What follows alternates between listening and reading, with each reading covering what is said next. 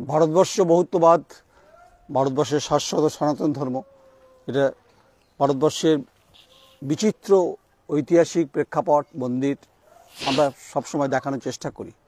এই মুহূর্তে রয়েছি বিষ্ণুপুরে, সেটা হচ্ছে রাধা মাধব মন্দির, যা ইতিহাসের কালের নিয়মের সঙ্গে সঙ্গে তার স্রোত এখনও বহমান, এখনও প্রজ্বলিত, এখন উজ্জ্বলিত।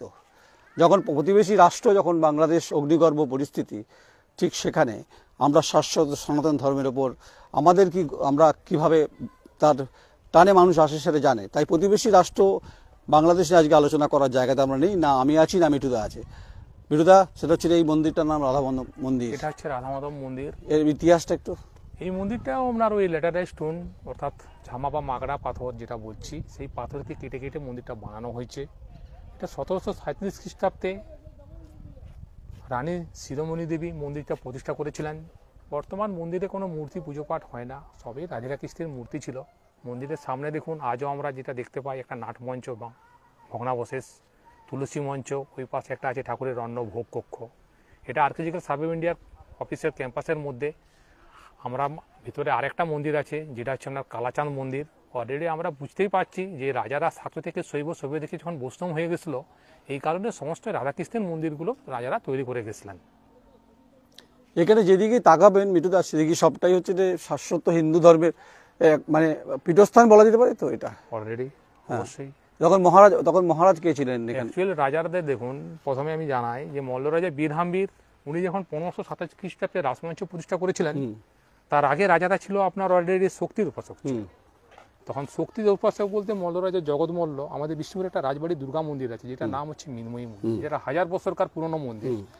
যে মন্দিরের মূর্তি আজও ওখানে পুজো আছে, আমরা নেটে সার্চ করলেও দেখতে পাই। আশা করি এত পুরনো মন্দির ভারতবর্ষে আর কোথাও নেই। মায়ের যে মূর্তিটা তৈরি হয়েছিল সেটা গঙ্গামাটি এবং কুশের কাঠামো দিয়ে বানানো। আমরা সেই মন্দিরে যখন যাব, সেই মন্দির সম্বন্ধে আমি ইতিহাসটা ব্যাখ্যা করব। তারপরে রাজারা তৈরি করেছিলেন 11th সেঞ্চুরিতে, মল্ল রাজারা জৈন টেম্পল তৈরি করেছিলেন। সেই জৈন টেম্পল আমাদের বাঁকুড়া জেলা দু তিনটা জায়গায় আছে। একটা আছে আপনার বাঁকুড়া রেক্তেশ্বরে, আরেকটা আছে আপনার বিষ্ণুপুর সারেশ্বর শৈলেশ্বর, আরেকটা আছে আমার বিষ্ণুপুরের মল্লেশ্বর, আর একটা আছে আপনার। ভেতরে কি মূর্তি আছে? না, ভেতরে কোনো মূর্তি নেই। আর্কিওলজিক্যাল সার্ভে অফ ইন্ডিয়ার আন্ডারে যে কটা মন্দিরে মোটামুটি আছে, তারা দেখাশোনা করে, তার মধ্যে দুটো জায়গায় মূর্তি আছে। এখানে কোনো পূজা অর্চনা হয় না? এটা এখনো পূজা অর্চনা হয় না। আচ্ছা আচ্ছা। এক হচ্ছে মদন মোহন মন্দির, দুই হচ্ছে রাধাশ্যাম মন্দির, আর একটা হচ্ছে আপনার মদন গোপাল মন্দির। আচ্ছা, ওগুলো আপনার আর্কিওলজিক্যাল সার্ভে অফ ইন্ডিয়ার আন্ডারের মন্দির। কিন্তু বর্তমান ওই মন্দিরে মূর্তি আছে। বিষ্ণুপুর যে আমরা রাসমঞ্চে প্রথমে যে স্টার্ট মানে দেখে এলাম, অলরেডি আমরা যেখান থেকে আমাদের মানে যাত্রা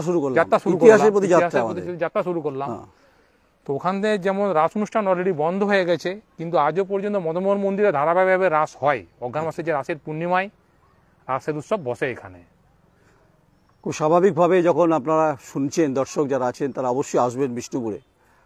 I am not a blogger, আমি সাংবাদিক নয়ন রায়, আমার চিত্র সাংবাদিক ঐন্দ্রা ব্যানার্জি। আমার সঙ্গে রয়েছে মিঠু ভুই রয়েছেন আমার সঙ্গে, তিনি গোটা ব্যাখ্যা করছেন ইতিহাস। দেখুন, ইতিহাসের প্রতি সবার দায়বদ্ধতা আছে, ইতিহাসের প্রতি ভালোবাসা আছে।